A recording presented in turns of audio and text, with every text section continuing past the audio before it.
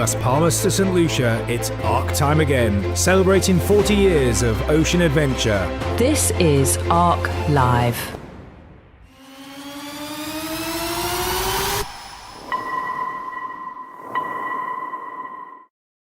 Welcome back to Las Palmas and our live studio here in the ARC Village. I am Mats Runström and joining me today is Claire Taylor. Claire, you can really feel the anticipation building up here among the sailors. Absolutely. Hi, Mats. The excitement is growing here in Las Palmas with only 2 full days left for the boats to prepare. They're getting fresh food. They're doing those last-minute boat jobs. The countdown is definitely on now. Yeah, and we have a full program for you today. But first, Claire, one of the highlights is, of course, on the social program is the costume party. Oh my word, what a night. Yes, that was quite something. The theme took us straight back to 1986 when it all began for the ARC. We had leg warmers, we had neons, we had leotards, and we had plenty of big hair. It was fantastic.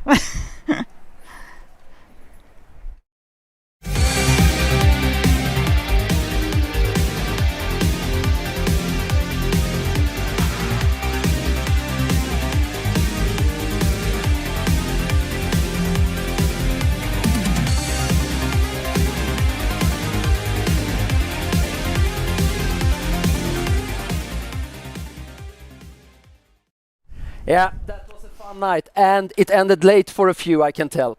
Now Claire has guests in the sofa, so over to you, Claire. Hi there, thanks Mats. Today we've got a theme, and as you guys know, our theme today has been safety. We had our safety demonstrations this morning with the flare demonstration on the breakwater and then our life raft demonstration in the pool. We're joined today by Roger Seymour and Bones Black. And Roger is the head of our safety department here in Las Palmas, and Bones is one of our safety inspectors. So Roger, let's start with you about the rally handbook. Why is this so important? We send it out to all our participants very early. Very early, and the earlier you get it, the better it is. It's an amazing work of art. It's been built over many, many years. What is it? 40 years now? 40 years, the handbook's been going. And it gives you all the advice of what is required for the safety for your boat and to look after yourselves as well. So it's a bit more than just doom and destruction and ticking boxes. It is an excellent piece to actually review, and it gives you great help with your planning of your adventure. And it is an adventure we're looking for. Yeah. It's not just safety, it's enjoyment. Great. We do ask all our participants to read it thoroughly because it is something large to read, but it is something we ask people to go through quite thoroughly. And we like our skippers to plan ahead. So can you explain to us why we go ahead and do these virtual safety inspections that we've brought on, Roger? Well, in the perfect world, once you've got your handbook and you looked at all the marvellous pictures, then to prepare you for your adventure before you get to Las Palmas or further afield, then the virtual takes about an hour maybe, and we actually look at your boat and you can ask all the questions about safety equipment so you don't buy the wrong equipment because it can be quite expensive. And we will give you advice and guidance. It's a bit of hold handing really, whether it's your first time crossing an ocean or whether you're highly experienced, because all rules and regulations change from year to year.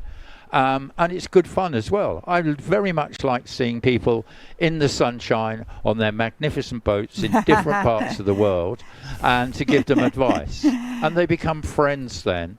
And they're not, nobody's worried then about asking for advice. Exactly. So a lot of people get nervous about these inspections, but we like to stress that it's not an inspection, it's not a test. It's advice, and it's pointing people in the right direction on where and how to set up their boats for an ocean crossing. So we're going to move on to life jackets, and Bones was on the docks earlier demonstrating how the PLBs and how the life jackets are all put together. So we're going to show a little video on how that all works and come back to Bones on the inspections themselves in a few minutes. Okay, so what we've just done here on this life jacket, we fitted one of the new POB2 AIS transmitters for the life jacket.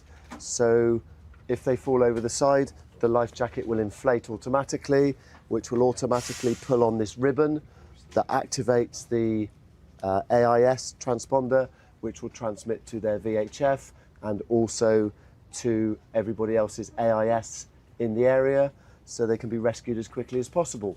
These are really good because you program them with your MMSI number of the radio.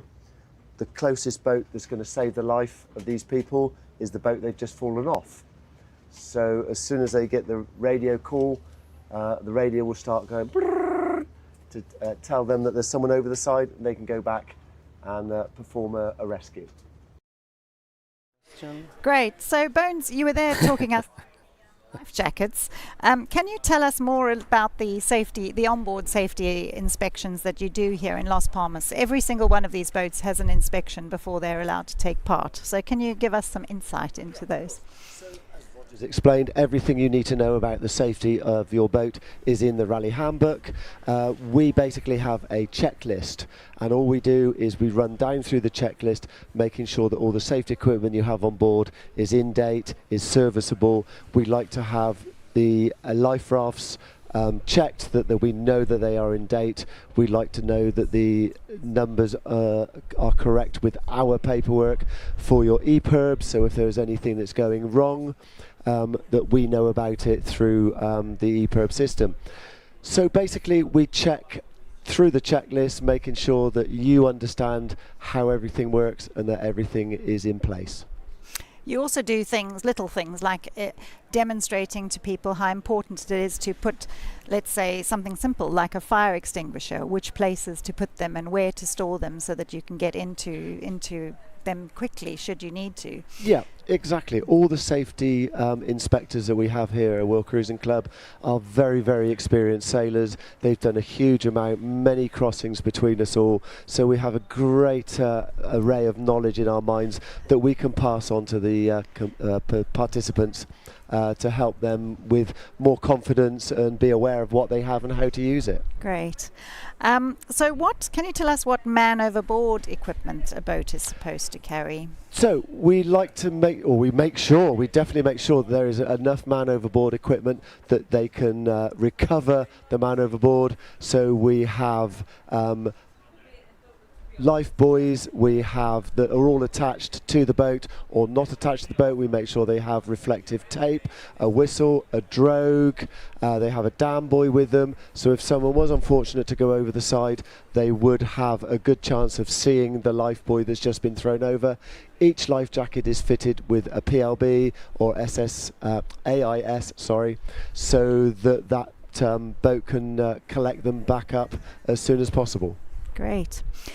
Roger, we did the most fun thing for the kids, I think, the life raft and flare demonstration this morning. How do you think that really prepares some of our crews for their ocean crossing? Because at the end of the day, people haven't even seen a life raft. Yeah. No, first of all, I mean, it's nice that we do the demonstration, but it's not a survival course. No. It is very much to give confidence to people who haven't seen a life raft launched. And most importantly, can you climb into it from the water? So we try and make it as fun as possible. We show the contents of the life raft, which is not very exciting. Yeah. And we put people in the life raft from the shore, first of all, so they don't even have to get wet. Mm-hmm. Then we push them to the middle of the pool, close the shutters, mm-hmm. let them sweat in there a little bit, just to remind them they never ever want to enter the life raft. Yeah.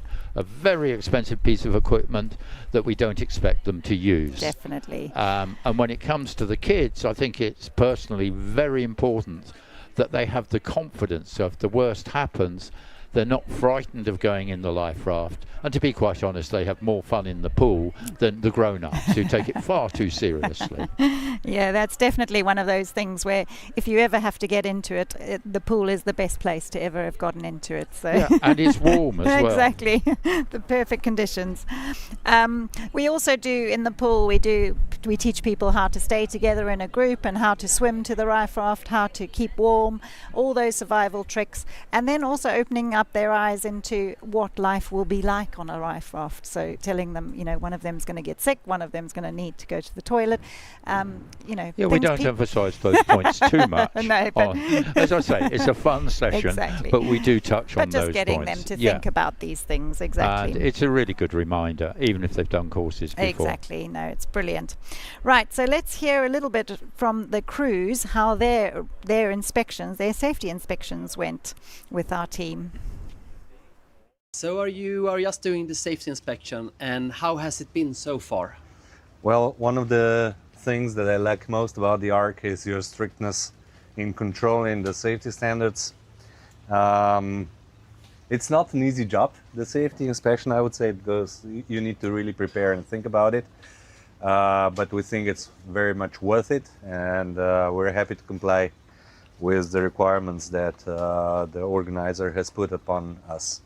I think that the idea of a virtual pre-check, where we did it, I think, a month and a half ago, was excellent because it allowed us the time to put out the finishing touches, and also we have shortened the cycle of the inspection itself.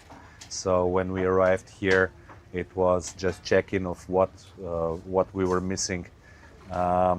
It's a very straightforward process. The people that are doing it are extremely knowledgeable, and I just love the feedbacks that you get through the inspection and tips that help you prepare and be safer.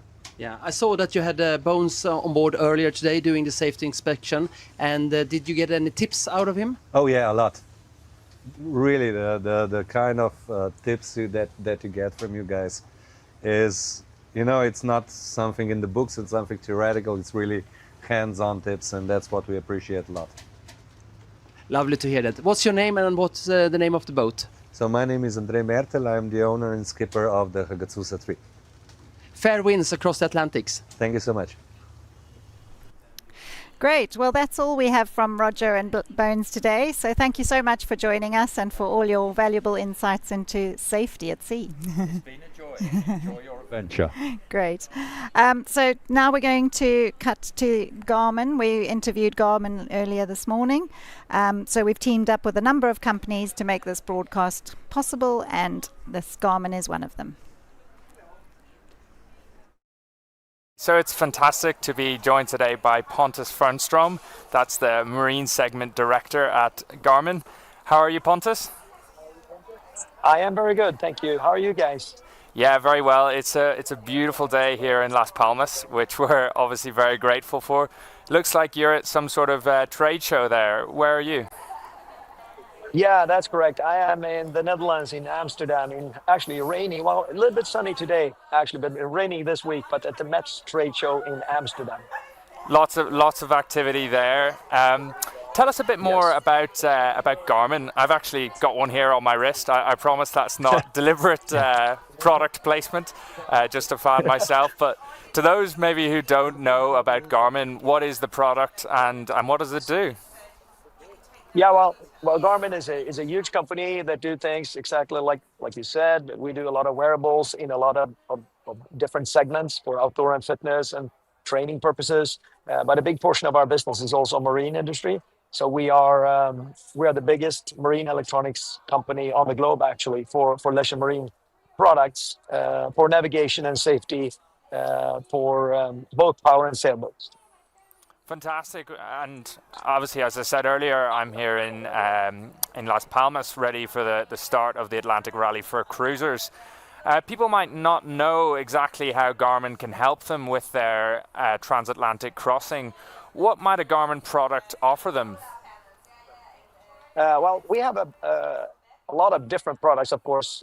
When it comes to normal, navigation with cartography, radar, and stuff like that. Of course, that's helpful. I would like to be where you guys are right now. I've done the Atlantic Rally for cruisers in the past, so I've been out there in the elements, and I know it's a fantastic thing.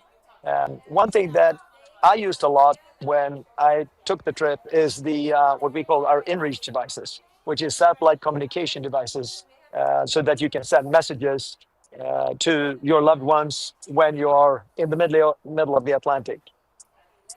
That's one of the products that I think I know a lot of the ARC cruisers are using. Also now we added some more cool products, or a product which actually won a huge award here in Amsterdam for the Name Awards, which is called the Garmin Onboard. The onboard is actually a man overboard system with a device that sits on the vessel, and then the passengers wear a tag, and it looks like this. It can be worn on your wrist like a watch, or just a tag that you clip on your life jacket.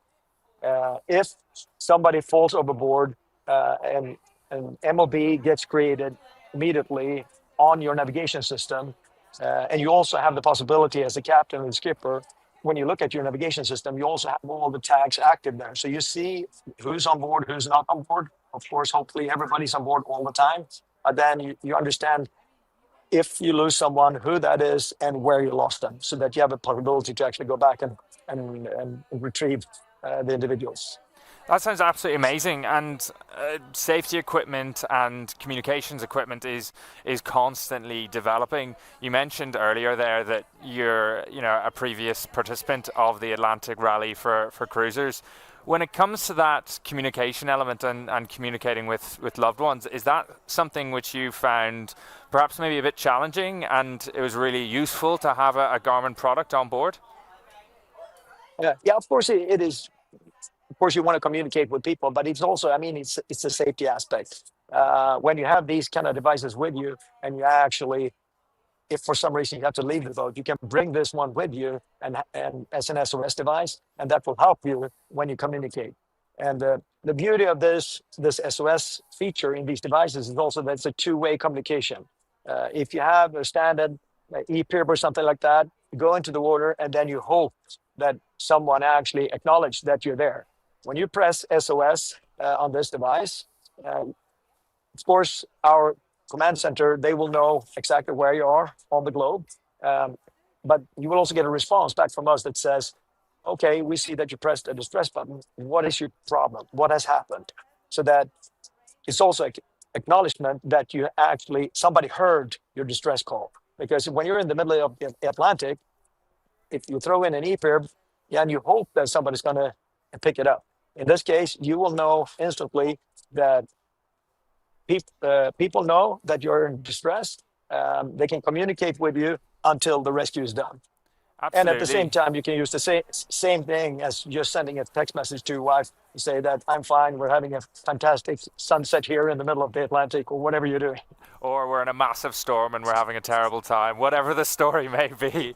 But it sounds like you obviously have a lot of experience as a sailor, but also with technology itself through your professional work.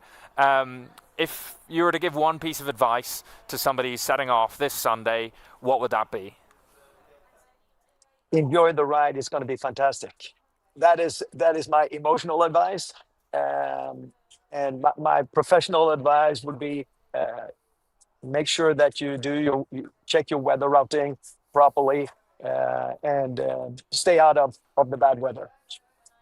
But all in all, it is a fantastic thing, and it's important that all the people that are taking off this week, I know that when they end up in Saint Lucia, that's where I ended up, when you actually go ashore, get your rum punch in your hand, that feeling is fantastic. Well, thank you very much, Pontus. We will pass on that message of enjoy the ride and stay safe. I really appreciate your time here, and enjoy the rest of the time at the show. Thank you, guys. And we are back here again in Las Palmas, and as we are getting closer to start, we get a lot of questions about how we divide into the divisions or classes and how the TCF is working. So back in the sofa again together with me, Paul, welcome back. Thanks very much, Mats. Busy days now? Busy days, but manageable. We've got a nice team out here, so there's lots to be done before we start on Sunday, but we're getting through the jobs, and so far so good. And we hope the same's true for all our participants as well. Yeah. So we heard yesterday to repeat it again, it's a rally, it's not a race. What does that actually mean?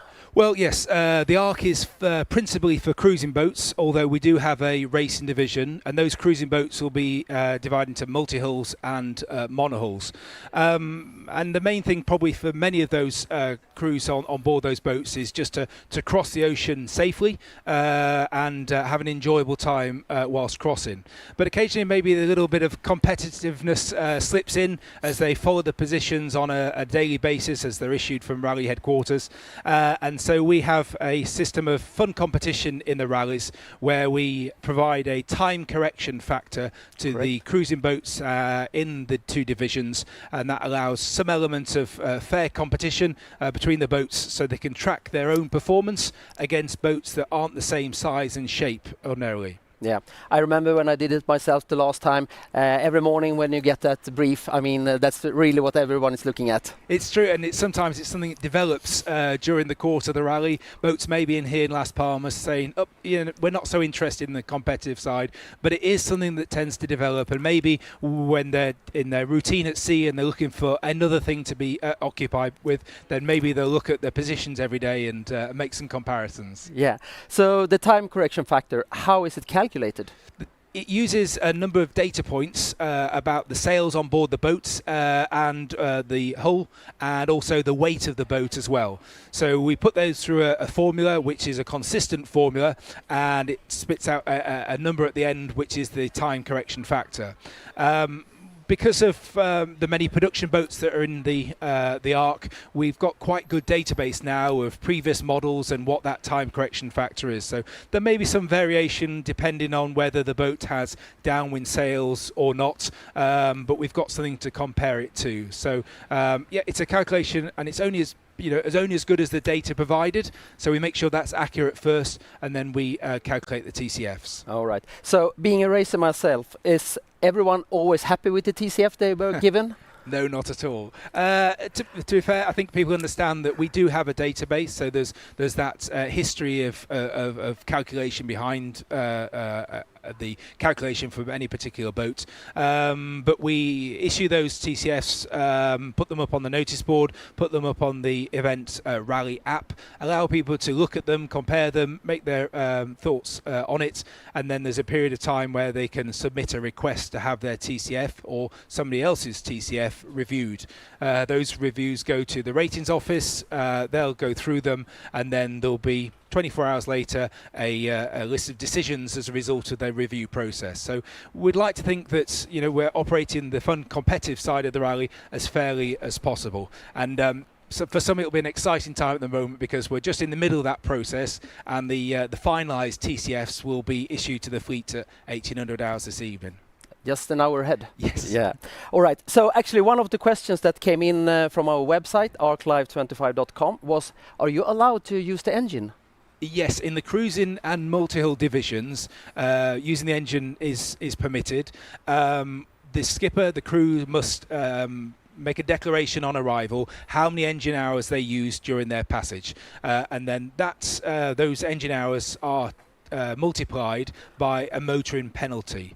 So in years where the winds for the Ark crossing were quite light, that motoring penalty would be quite low because it might be expected that people might have a higher tendency to put the engine on.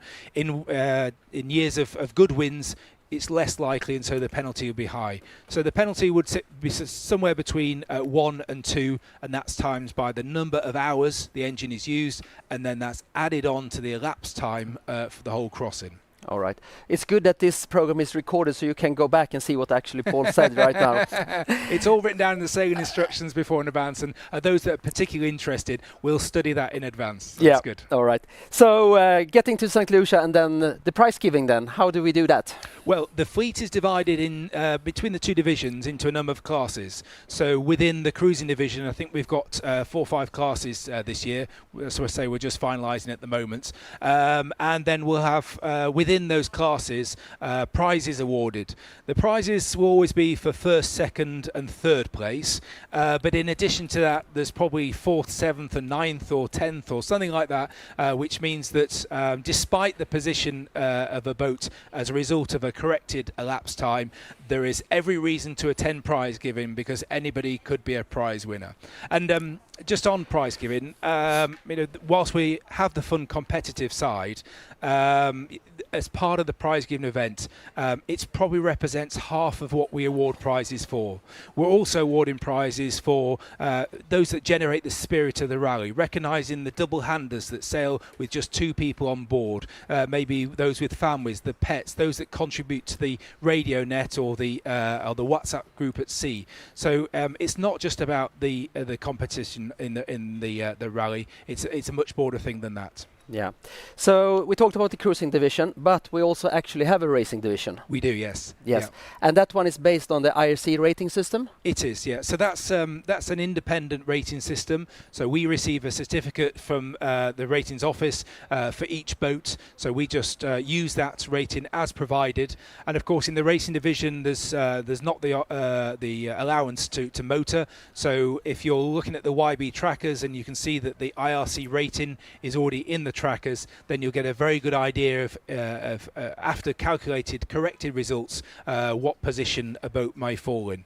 But for the cruising division, that's not known until we do the motoring calculation. Yeah. So yes, it's nice to have the racing division join us. There's some big impressive boats in the racing division this year, and even for cruisers, seeing them out in the starting area on Sunday, it'll be a real spectacle to be part of seeing those racing boats amongst the rest of the fleet. Yeah. So I think this year we have 13 boats that are registered for the racing division. Yes, that's right. Yeah. So they'll compete probably in one division, and there'll be several prizes within that division, line honours and also on corrected time as well. Yeah, and I think the smallest one is at JPK 1030 or something. So indeed, yeah. Yeah. All right. So we met a few of the boats today, of the racing boats, and it looked like this.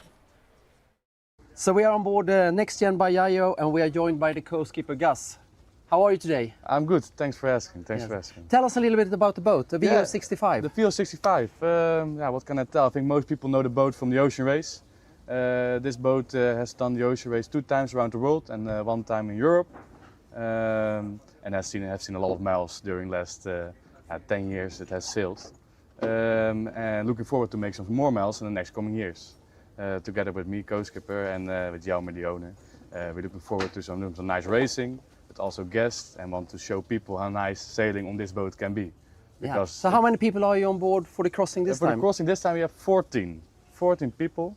We all have to do their thing on board. You can see the pedestals, not going by itself, so we need the manpower, we need the crew to keep pushing this boat fast, because that's our aim, to go as fast as possible to the other side, of course. Yeah, talking about going fast. This year we have 13 boats in the racing division. You are one of them. Yeah. What are you targeting? What is your aim? Now we're aiming, it's hard to say, it's all weather dependent, but I did some routings last days and the weather is looking good at the beginning. We have some wind, but also a big soft spot in the middle. So it can be around 10 days for us. If you are lucky, it can reduce to 9.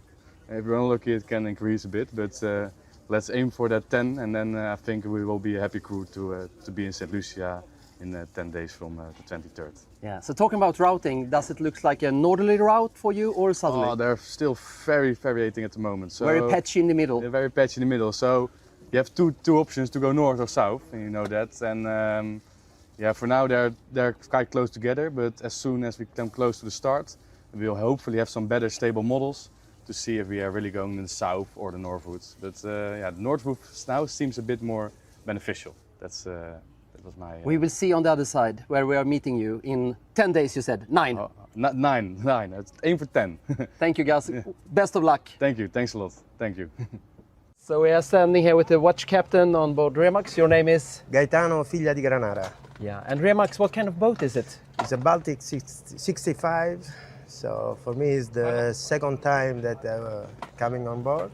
Okay. And I hope that we have fun during this transatlantic. Yeah. How many crew are you on board? At the moment, 9. Looking at the starting list, we have 13 boats in the racing division this year. What do you think about your chances? we're fighting for sure.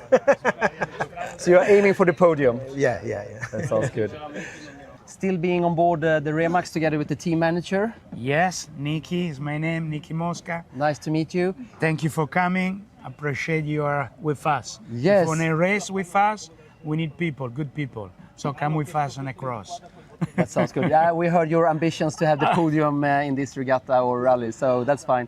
Tell me, when you come down here to Las Palmas, you came from the Mediterranean? Or? Yeah, we just moved from Puntala, where we did some preparation for the boat, across the Bonifacio Strait, Malaga, and here. Okay. And just a stopover in Minorca. We like Spain. Yeah. Mahon is very nice. Yeah, beautiful. Yes. So how old is the boat? Well, boat is almost 10 years. Even more, 12 from designing and project.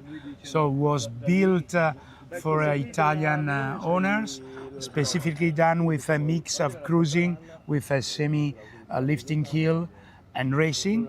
And now the new owner is pushing more on a racing circuit. We did all the maxi, Giraglia, 151 racing in Inamed. Now we are going to move to Caribbean, doing ARC on a racing area, and we do a couple race, San Martin, Heineken Cup, and Antigua. Rourke 600. Rourke 600, unfortunately, I did several times. It's fantastic race, but the owner is busy for professional reasons, so we cannot do it, unfortunately. Okay. It's a pity. Well, good luck. Thank you so much. And see you on the other side. See you on Santa Lucia for a good drink together. I will pay for. Thank you, Andreas. Thank you much. Hi everyone, I'm Lorenzo Garosi from Italy, and we are on board our Remax Baltic 65. This is my area of working, the bow. So we start to organize. Actually, it's not organized right now because we still prepare the boat. But actually, I normally organize the Gennaker or the Fruling jib. Actually, it's very easy because we have the Fruller, and we have the tack to one, the tack, and that's it more or less. Is it very wet? It's quite wet actually. It depends how fast we go, but normally it's very wet. Always we need a good hand. Francesco, you're a floater on board, so you do cooking sometime and you do halyards and everything. Yeah. So while you're racing, are you eating dry food? Oh, come on, we are Italian. We're eating pasta. Yeah, that was a few words from the racing boats. We're continuing down the memory lane with some graphics.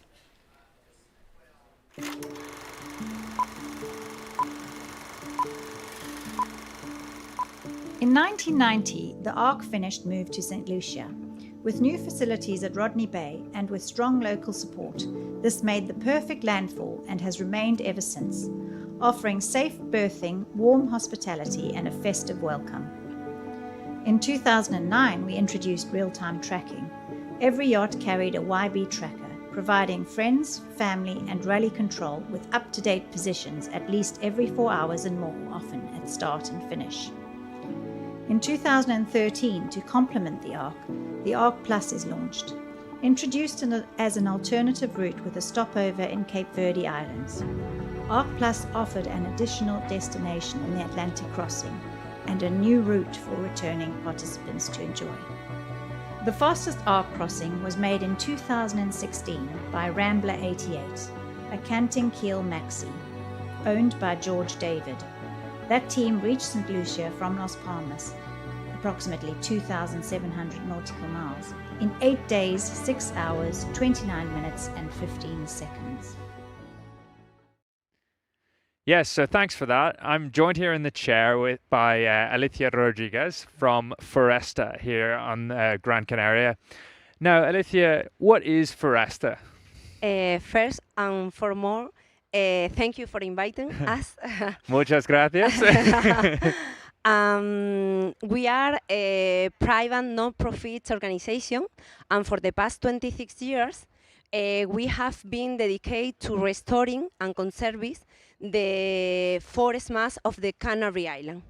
During this time, we have planting around 590,000 trees, Wow. Yeah, that is equivalent of the 1,002 football pitch.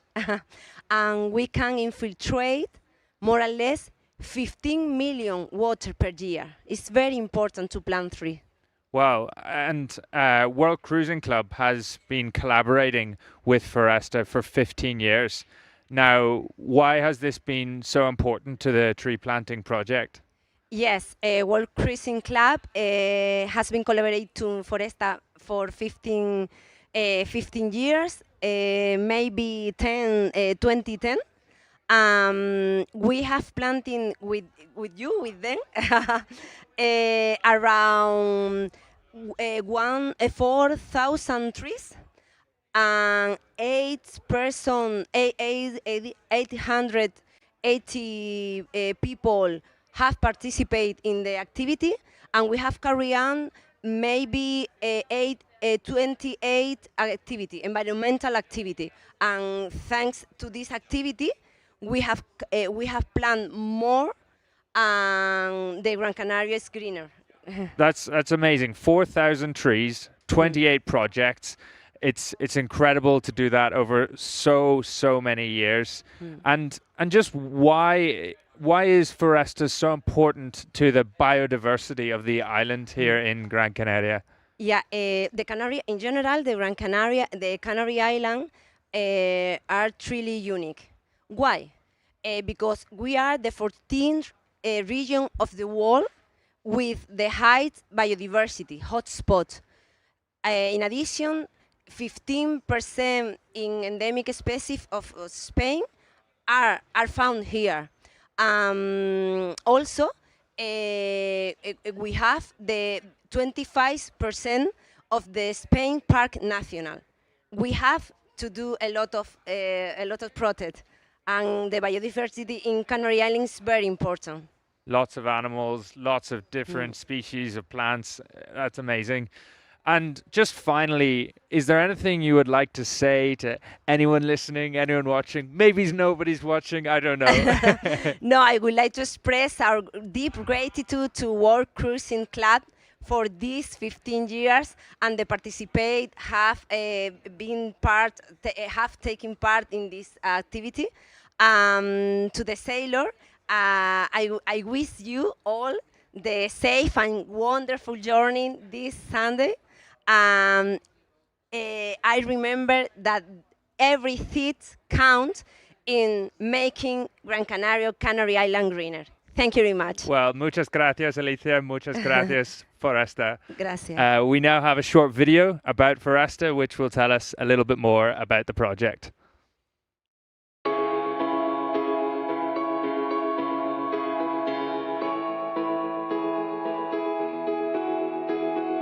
The Arc Foresta project was an initiative started over a decade ago by World Cruising Club, and it's an opportunity for participants to leave the boats for a morning or so to go exploring in the inland of Gran Canaria, up into the mountains, and give back to the environment in a tree planting project.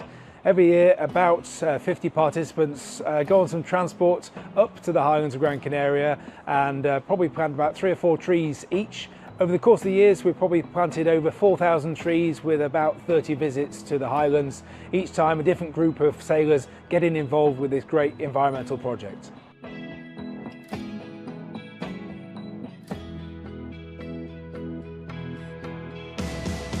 We plan to sail for the next 6 years, and we want to not make it about ourselves. We want to make it about each place that we go to, we give something back.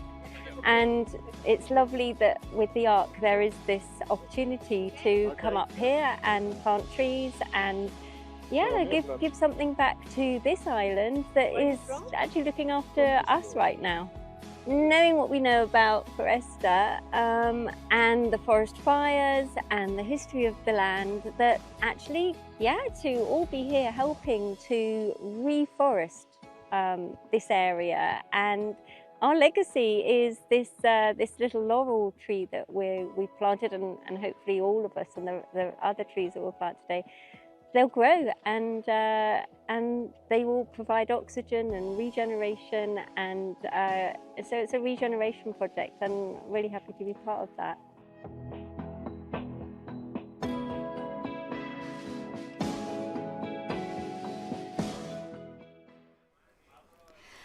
We're now joined by Louise Wagner from the wonderful Sea Labs project. Louise, can you tell us about Sea Labs and what it's all about? Yeah, thanks for having us here with the ARC this year again. It's the 4th year we joined the ARC community, and we're super grateful for this opportunity and the platform to collect ocean data with such a large amount of sailors crossing the Atlantic Ocean at the same time. This is crucial for the project because we need data from the same area around the same time taken by a lot of boats, so we can make some comparisons. And what is Sea Labs? It's here on the table. It's a sensor. It's measuring 7 parameters that are crucial to understand the health of the ocean. Mm-hmm. Our volunteers are sailors themselves. We have more and more scientists coming from academia who are sailors themselves. One of our science support boats is a molecular biologist. She will help us even improving calibration standards. But the main thing is that it's made for it's an easy to use kit. It's made for anyone who can enter taking data with a sensor and enter it in a computer or in their smartphone, or write it down on paper. So we try to keep it very easy and for everyone. It's citizen science, I have to say. So citizen means you include everyone. Great. So how is the actual data used once you've got the data?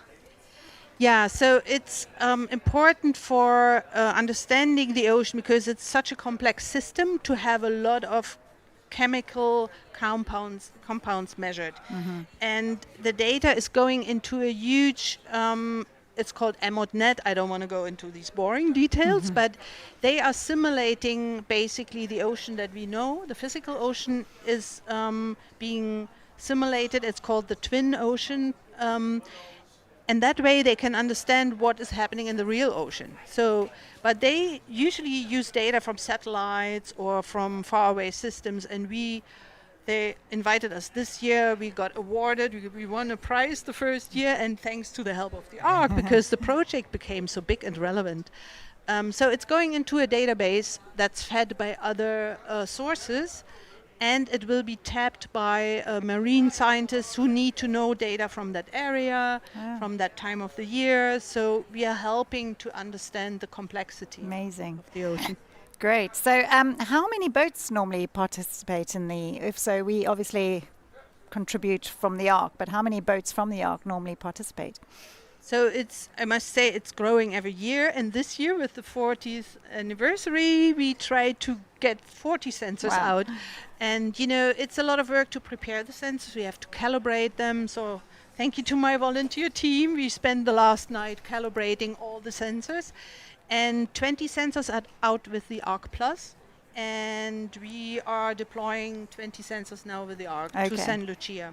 So we're gonna reach that 40 mark. Maybe not just for the ARC, but including the ARC Plus as such. 40 sensors. Yeah. Fantastic. And who are the test crews? So who? Yeah, it's great. Like citizen science means anyone can take part who can read and write. You have to understand a little bit the numbers, but it doesn't require you to be a biologist. We have family boats where kids using the Sea Labs data they give to us, but also taking the data for themselves for a school project. Fantastic. They do presentations after this. We have a lot of retired academics who want to put a purpose on their sail, right? They're sailing. We have a professor who's investigating how cells form in fluids, very sophisticated. He said, I'm going to join the Sea Labs project as well. So they're combining their own research with the data they're getting through this very simple to use device. Great. But the great thing is that it's a really international project. Yeah, and it spans across oceans, which is even better. Absolutely. It's a global project. Yeah. So why do Sea Labs collaborate with the ARC? Yeah, well, Personally, I'm based on the Canary Islands, so it's not too far for me to join, you guys when you depart here. So, and it was an idea from sailors based on the Canary Islands who were preparing for the crossing, and we deployed simple tools. But then we said, so much interest in that. Why not reaching out to the yellow shirts in Gran Canaria? And you guys were so inviting with us, and we tried to simplify the processes. We set up like a registration where people can apply. Then we try to organize the teams before, so it's all smooth and going well.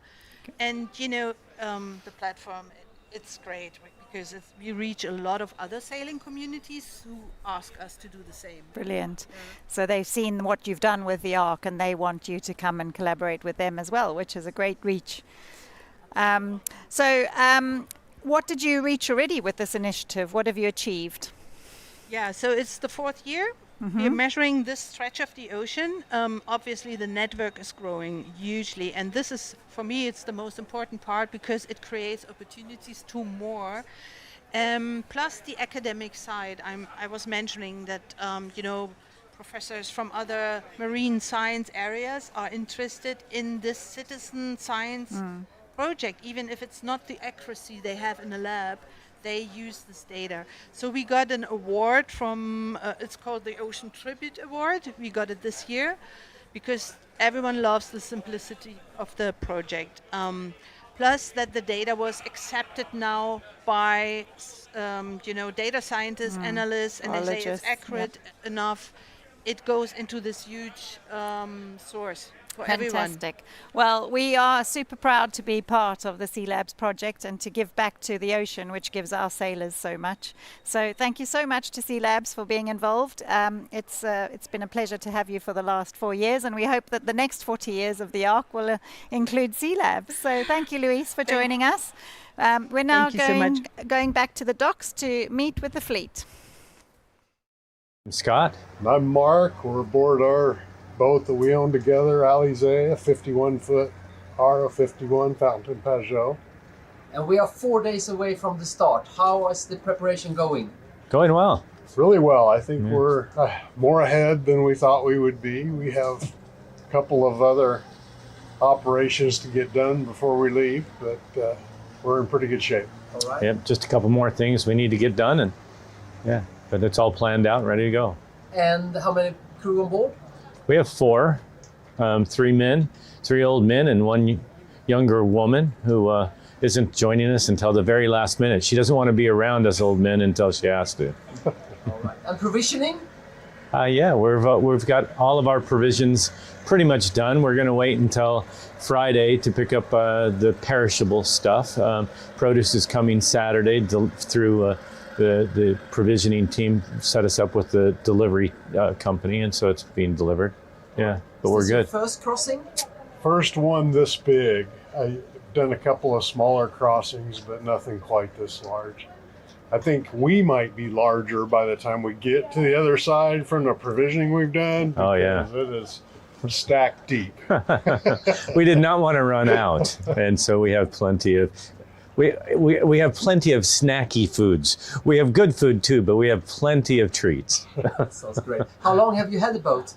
We picked it up in France in July, from the factory from Fountain Pajot in July, and we've been sailing it since then. We went into the Mediterranean. We've done the Balearic Islands, and then from the Balearics to Tangiers and down to here. Yeah, our wives were with us until Tangier, and then in Tangier they said, "We're going to go home. You guys go do the crossing." They had never intended to be on it for the crossing, so they did all the fun stuff in their mind, and now they left the really fun stuff for us. Yeah. So what's the plans when you arrive in the Caribbean? We're going to take the boat we're going to go to Antigua, drop off one of our crew members there, and then we're going to take the boat into the British Virgin Islands, and it'll stay there to do some charter work in the BVI. Yeah. And Christmas and New Year's? I hope to be home for Christmas, Yeah. or that's We need to be home for Christmas or we're going to be in trouble. Yeah, we're from the United States. If I'm not home for Christmas, I might as well not come home. Then you will miss the turkey. You don't want to do that. Yeah. All right. Enjoy the ride and fair winds. All right, thank you. Thank you.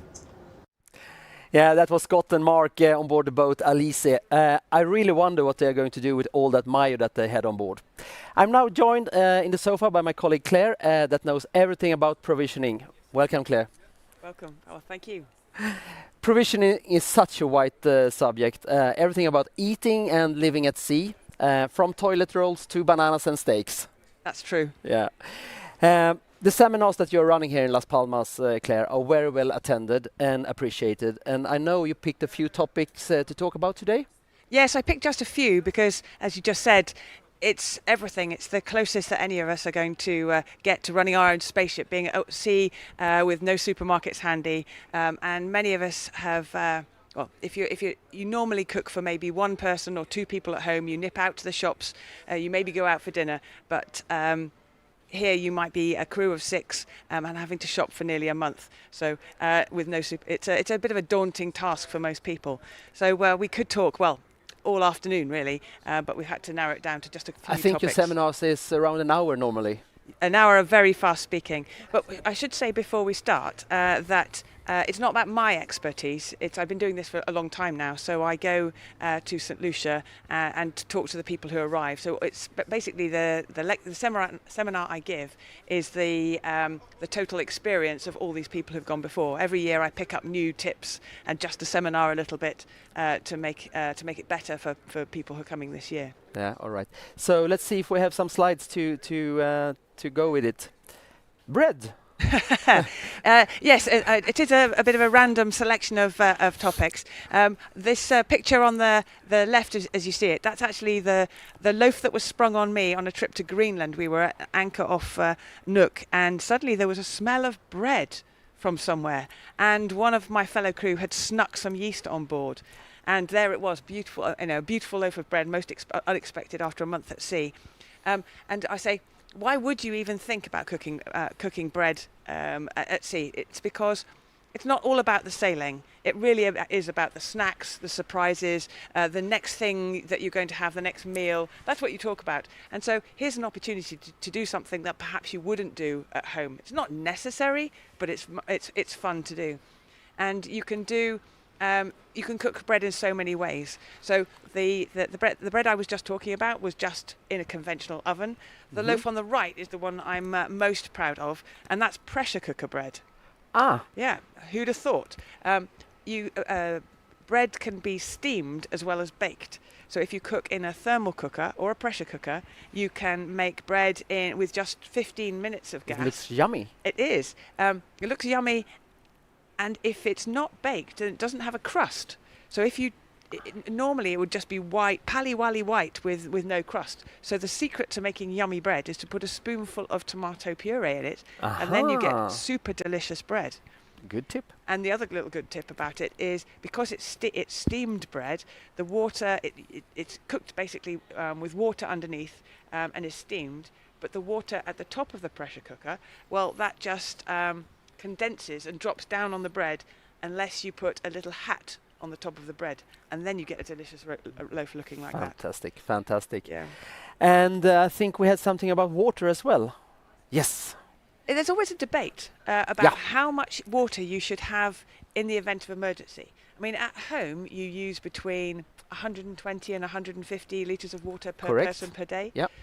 Americans use even more, but if you've got a water maker, maybe 70 litres of water per person per day. But water makers, well, they can break. So if you're just going to hang on to the amount you need to get you to the nearest land, then how much do you need? Well, I would suggest 3.5 litres per person per day is about right.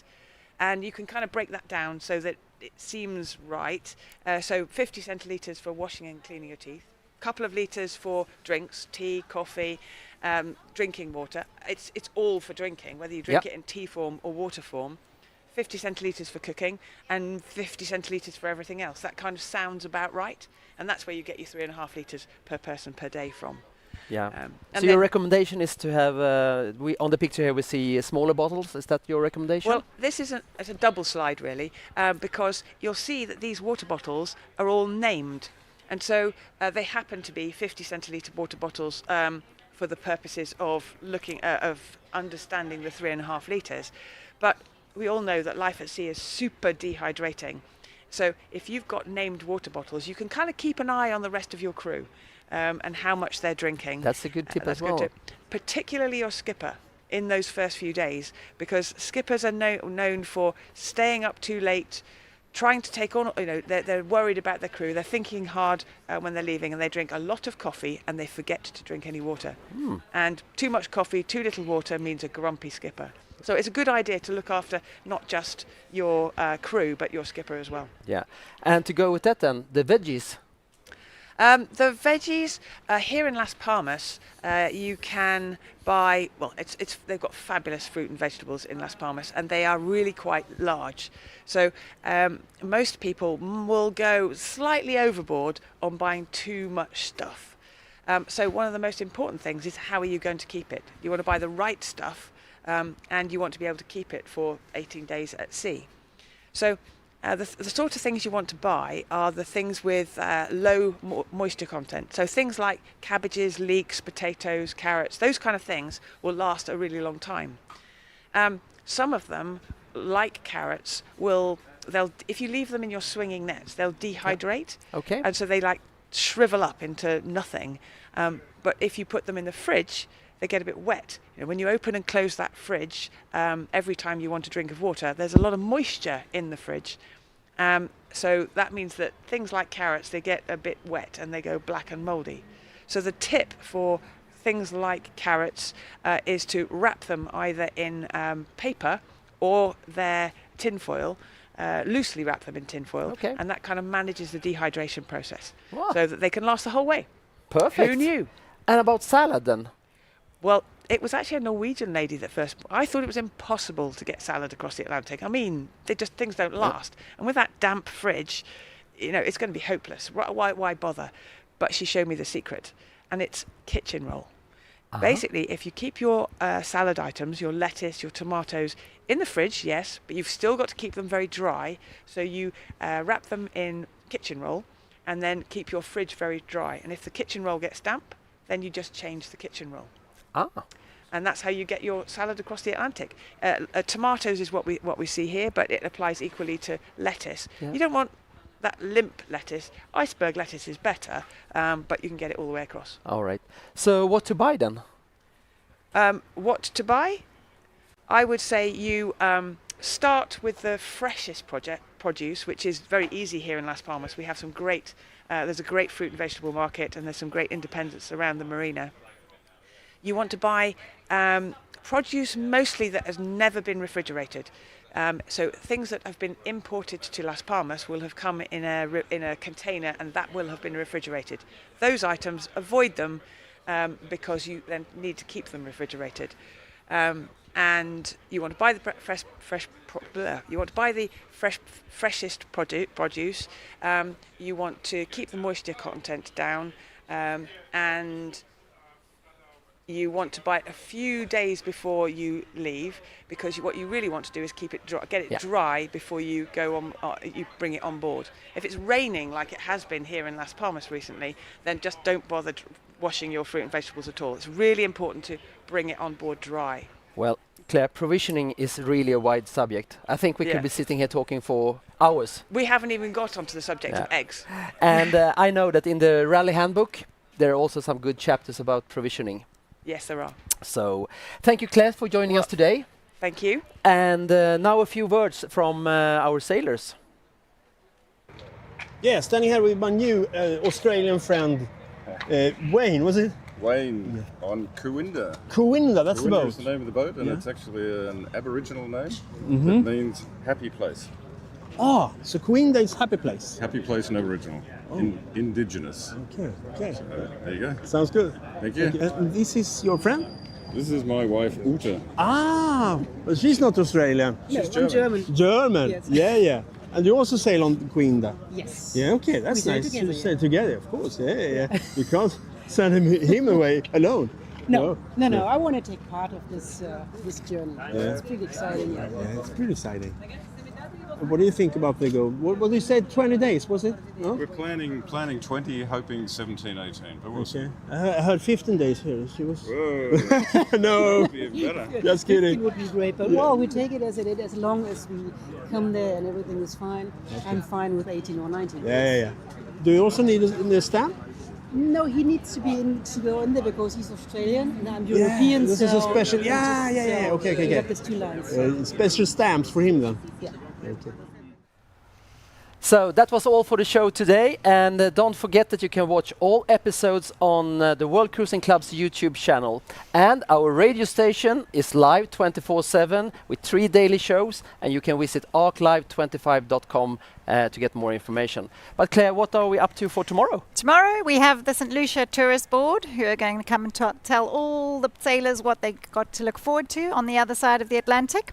We also have IGY Rodney Bay Marina, who will introduce them to the lovely marina that they'll be arriving in. We also have the people from YB Trackers, who are the technology that track the boats across the ocean, where you can see the speed and you can see exactly what route they've taken, which is very interesting.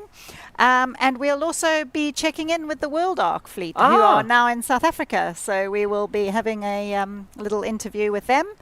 And as we're getting closer to the start, we'll be looking at weather, that infamous weather. What is Sunday going to bring? I think it's all going to be good. I think it's all these clouds are going to blow over and we're going to have sun, I hope. So that's all from Las Palmas today, and hope to see you again tomorrow. Thanks for joining.